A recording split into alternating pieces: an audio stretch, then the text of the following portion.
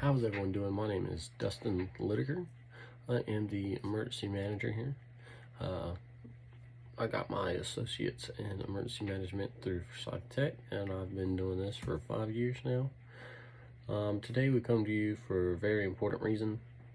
Well, the state of North Carolina is right now being threatened by a hurricane, and it is a pretty big deal, and I was just kind of going to go over some of the things that we need to look out for, kind of what the emergency process plan is. There's just a few things I want to discuss. First, I'm going to tell you a little bit more about me. Right now, I work full-time at Gilran Fire Department. I also volunteer at Griffith Fire Department on my off days, if I have any. And I got certified in my EMT back in 2019, and Firefighter 1 and 2, along with TR, in middle of August of last year, back in 2020. So, what we have going on right now, we have a Category 5 hurricane about to hit North Carolina's coast. The winds right now are close to 140 miles per hour, with sustained winds of 60 miles per hour, and even those of you who aren't really into meteorology or anything like that, that is fast. That is enough, if not more than enough power to possibly knock over trees, destroy your house, definitely if a tree falls on your house. But, you know, just different things could happen.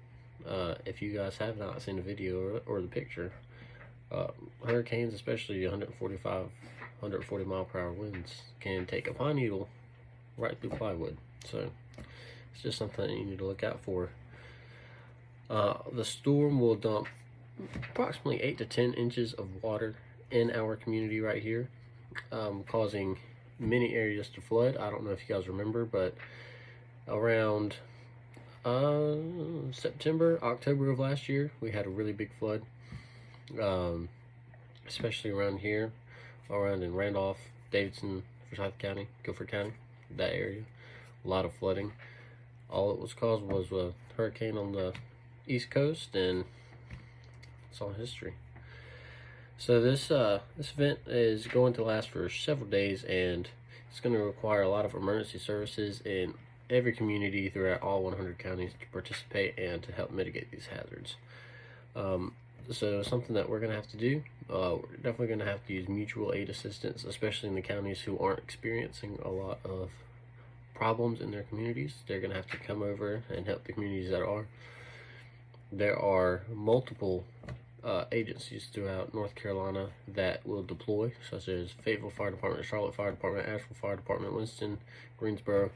All of them have teams that are ready to deploy to help other agencies and other communities that are not lucky enough to have the equipment that they do have. Evacuation, especially on the coast of North Carolina, is going to be mandatory. There's a lot of things that could go wrong, especially with flooding and the high winds, so we want to make sure everybody there is safe. We need to evacuate as many people as we can. We do have set up evacuation routes that will help minimize traffic and efficiently direct people through to evacuate. If you do not have anywhere to evacuate to, no family members or anything in the state, we do have evacuation routes that can take you to specific centers and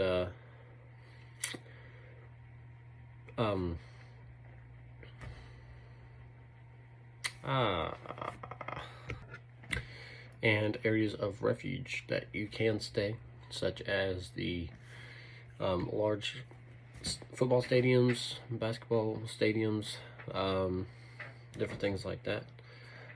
Just keep in mind that while the hurricane is going on and the agencies will be out there helping, your regular law enforcement, EMS, and fire department agencies are all going to be responding to their usual calls as well. So we're going to try not to overload the system. We're going to have a non-emergency line set up.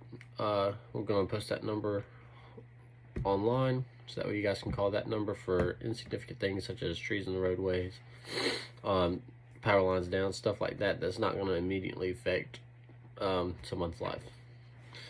Also, we have storm plans set en route. So storm plans are going to be, we're just going to be looking out for the storm. Hopefully the thing dies down before it hits the coast, but it's not looking very likely. Hopefully by the time it hits the coast, hopefully it'll be just a severe thunderstorm or a tropical storm rather than a hurricane, especially a Category 5 hurricane. Of course, we would rather take a 4, 3, or Category 1 even hurricane before we take Category 5, but this is very important. A lot of life hazard involved in this, but like I said, we will keep you updated to make sure that if something does change, if the route changes, if the storm does die down or significantly dies down enough to where we might not even be affected by it, we will keep you up to date on that. So something that we need to be informed on here is the 4 stages of a disaster. So there are 4 stages of a disaster. There's mitigation, preparedness, response. So there are 4 stages of disaster. That is going to be mitigation, preparedness, response, and recovery. So I'm just going to briefly talk about each one of these real quick, just to help you understand a little bit more of what the emergency management position has in this disaster, how they help out, and what you can kind of expect throughout these next few days here, maybe even weeks, while this disaster occurs. So mitigation is preventing disasters or taking steps to lessen the impact of these disasters. So a lot of people get mitigation and preparedness confused. So mitigation, it takes a disaster. Even the best part about mitigation is you can take disasters that have already happened in the past and take steps to prevent these disasters from either 1 happening, which would be the best idea, but of course natural disasters are going to happen regardless, or 2, lessen the impact of the disaster, especially unavoidable ones like I just said, natural disasters. Ideally, mitigation should occur before an emergency happens, but like I said, sometimes we're a reactive nation instead of a proactive nation, and sometimes it just has to happen after. Like I said, repairs are big during mitigation, such as floodplains. If we can take a hurricane-prone city and we can put more technology and stuff into that, building codes and building plans to help ensure that the problems that they have with hurricanes and damage now, they will not have in the future, that is just another step of mitigation. It is also often seen in government agencies where there is a tendency not to notice a potential disaster until it strikes. So that's where the increasing meteorology system comes in. We can see storms coming from even further away now than we used to be able to. It is a very effective tool. Even things such as terrorist attacks. The government has ways that they can set up to look for keywords that people might search on the internet. Maybe they're texting back and forth and they say something that might be suspicious. That's just another way to help us mitigate towards disasters. All too often the confusion dies down and starts to return to normal when governments make plans for the next disaster, and that's what we're trying to prevent in the future. We're trying to get, like I said, we're trying to be more proactive instead of reactive in the United States and emergency management. So mitigation, like I said, that's more of the plan, the process, how we can make things better and lessen the impact of the disaster, if not prevent the disaster in the future.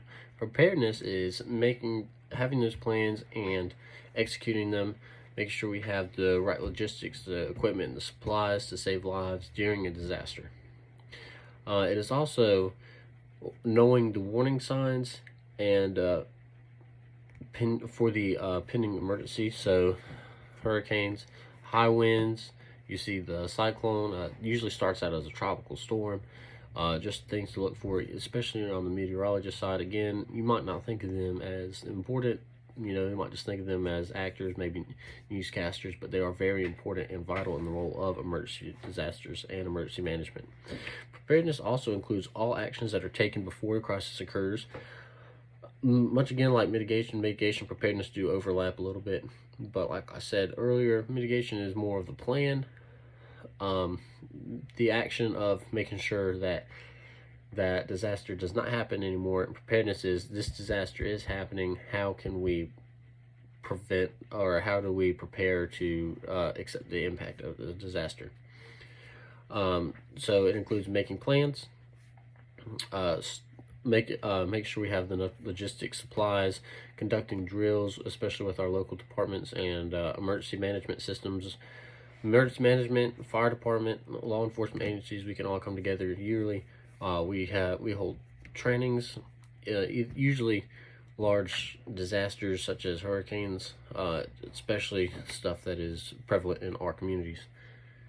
Also, preparedness is the most time-consuming and is comprised of many tasks. So preparedness, while many people in a disaster look at response, preparedness is what kind of happens behind the scenes before an incident occurs, something that the public does not really see much of. So you have our agencies, fire department, law enforcement, EMS, emergency managers, National Guard, Red Cross. They all come together. They plan, they run drills, they run scenarios just to get better and help better prepare us and help better protect the public during a natural disaster. Some key points to point out during a preparedness: make sure you follow FEMA's guide there. Go to the FEMA website. They have plenty of information to read on to make sure that you're prepared for emergencies. They have things such as emergency preparedness kits, where you can get some long shelf life food, other things like that, to make sure that you and your family can be safe during emergencies, especially if it takes extended time for anybody to come to the rescue.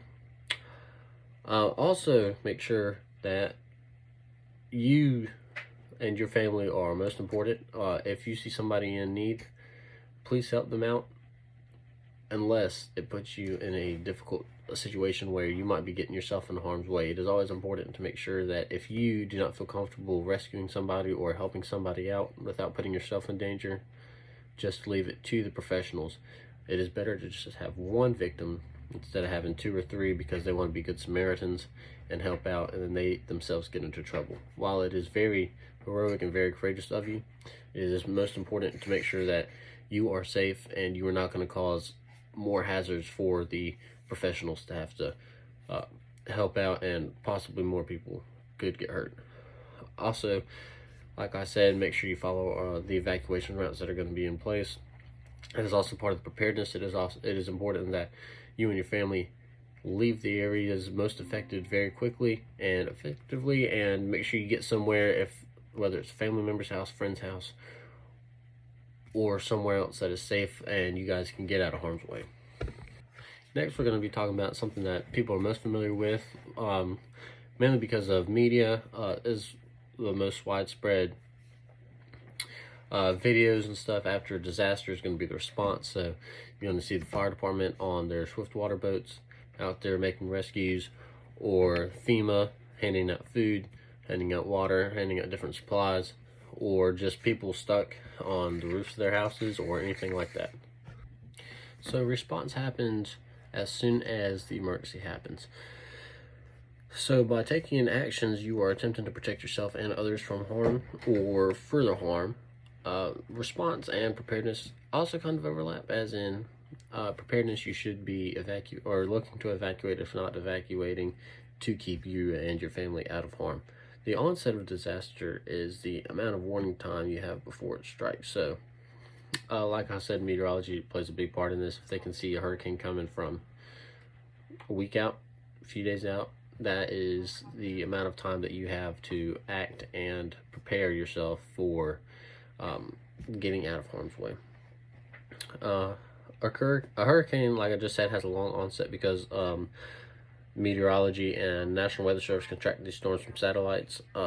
And like I said, they usually start out as tropical storms, so the meteorologists, National Weather Service, they know the warning signs and what to look for if it's just going to be a tropical storm or if it could possibly be more than that.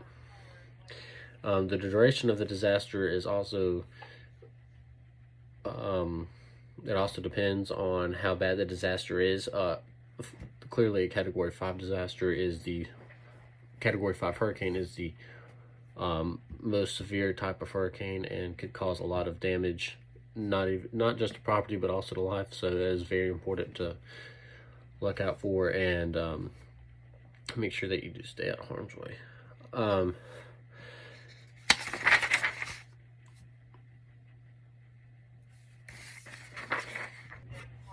Finally, what we're going to be talking about is recovery. So recovery is the longest process of the 4 phases. This is because recovery, especially for large natural disasters or large disasters in general, can take even years to complete. So much like Hurricane Katrina is still in the recovery process in some areas where they're rebuilding back buildings, infrastructure, businesses are still growing back, just different things like that. So recovery is all the actions that you take to keep yourself and return to life to normal. So some actions might be immediate, like I said, like returning to your house, especially if your house is not flooded or anything. Like those others will take longer, such as if your house is flooded, businesses, infrastructure needing to be fixed, just different things like that. It could take a lot longer, especially building back businesses, maybe businesses that get destroyed, houses that get destroyed, large areas that are flooded and will take weeks to kind of drain out. Stuff like that will take a long time. Also, submitting claims and insurance. You might not have the money to build a house back right now, and especially with large-scale disasters like that, it'll take a long time for insurance claims, especially the amount of insurance claims that they have coming through. So that's just something that you need to be prepared for. It might also be difficult for recovery, depending on how much preparedness your community has done. If they are prepared for this hurricane to come through, then maybe they have steps set up to go ahead and start the recovery process, which sounds kind of weird to go ahead and start recovery, but you can go ahead and have insurance companies on standby. You can go ahead and have builders and contractors on standby, just different things like that. Is also being well prepared means having enough food and water in your house to survive something, especially if something bad were to happen and you were to get trapped in your house waiting on rescue. And also making sure you have the proper insurance and the right amount for your home. And I mean, even life insurance, it might sound morbid, but make sure that your family members have life insurance, so that way if something does happen during this disaster, then your spouse, your kids, your other family aren't just left out to dry, and they can have somebody to help. So we talked about all 4 phases of a disaster and kind of what you can expect as far as emergency management wise, and even in your local community. So if you have any other questions, make sure you contact North Carolina Emergency Management. And hopefully I answered a lot of your questions. Like I said, it is always important to make sure, if you haven't planned, now is better than never. So go ahead and start planning for this hurricane. Make sure that you have a plan for before the disaster happens, during the disaster, and after it happens. Like I said, even after the disaster ends, it's not just going to immediately go back to normal life. It might for some people, but especially if you live on the coast where you're going to be impacted majorly, it's not going to go back to normal. Make sure that you have insurance. Make sure that you have supplies ready to get you through at least a few days before rescue might be able to get to you. And make sure that if you're on the coast and you need to, make sure you evacuate. That's very important. Something that a lot of people struggled with during Hurricane Katrina was leaving their homes and evacuating. And that's what led to it being such a huge disaster and having such a huge, such a large death rate. So it is just important that you follow my plans. Like I said, go to the FEMA website, go to Red Cross website. They all have good resources, and even contact your local emergency management and see what they have preparedness and mitigation wise. But like I said, if you have any questions, make sure you just contact emergency management. And I hope you guys have a wonderful time and stay safe out there. And please, please, please evacuate and prepare as needed.